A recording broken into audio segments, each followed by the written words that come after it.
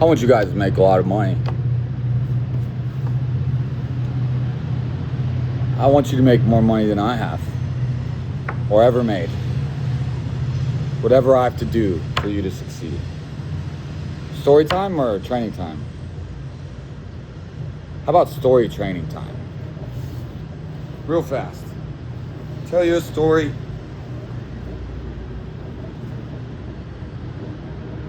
I was in law school and I stopped. And I'd be lying to say it wasn't anything other than my mental health.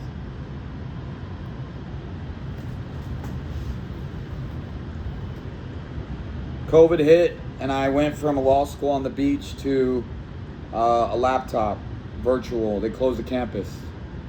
My dorms were on the beach. My coffee shop was on the beach. I studied to the sound of crashing waves. And then I realized during COVID that was not real, that a lawyer's life more reflected what my life had become during COVID. Because now, since the dorms were closed, I was on student loans and I couldn't afford housing without getting a job. So I got a job, and that meant I needed to drink caffeine, take the occasional Adderall, I guess.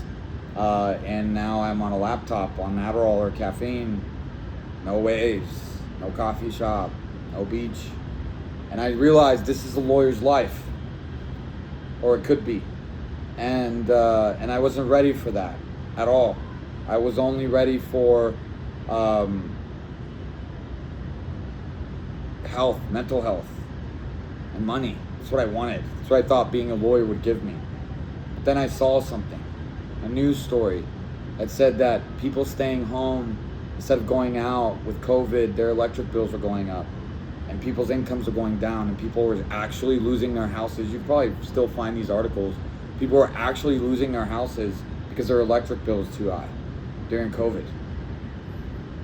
So I got out there and I started knocking doors with a face mask on. People were freaking out when I was at the door. I had people, I had to sell solar through the door sometimes without it opening.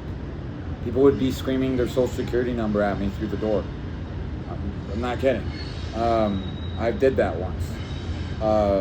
Not screaming, but talking through the door, the screen door. And so, you know, I mean, now I'm here, right? Why ever go back to law school? But we do have a lawyer on the executive board of this company, and he's a great one. And he's a very good one, but he practices informally, like sort of like on staff of corporations advising internally. And so, but he could walk in anytime. He's a board member, so walk into a court anytime and do it in a court. But he's a state bar member, excuse me. So, with that being said, our other partner, he's a real estate developer, and each one of us has a story of becoming what we are today. And those stories involve deep sacrifice. Deep sacrifice. If you are the kind that isn't going to work part-time and you're going to deeply sacrifice because you believe in what you see here, then by all means, do burn the ships. You know, I'm a good person and I don't want to take advantage of people that want to buy the dream. They want the dream. They want the American dream. So I'm not going to sell you a dream. But if you want it bad enough, you will make it happen. And there is a thread of truth to those 1099 motivators that get on a stage and they recruit a single mom, because even though they're mostly nefarious and bad people for doing that, you can't say there's not a single mom out there that didn't make it in an MLM. It's always two-sided, right? And so you can make it here and commission only and make tons of money. But if you do need a base pay, then Setter is it again. Setter is it because there's no base pay there, but there's a sit pay. And the sit pay is what defines the stability payments, and the setters can make more money than closers because it's 50-50 split, but the sit pay goes to the setter. Now, I do have a program where the sit pay goes to the closer, but the closer has to perform so many duties to get sit pay, it's a headache.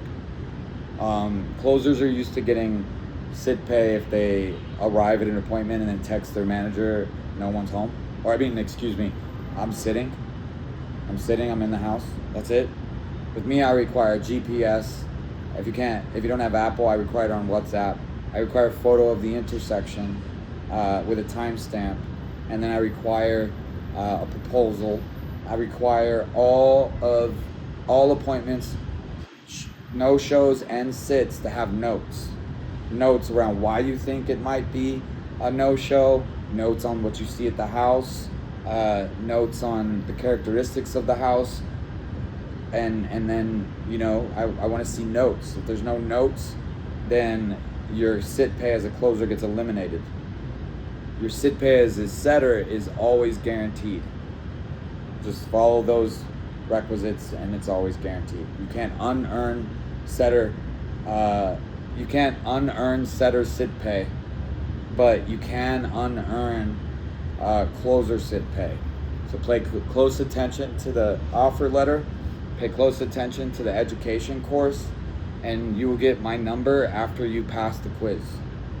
And then remember, I said you could blow me up 55 times.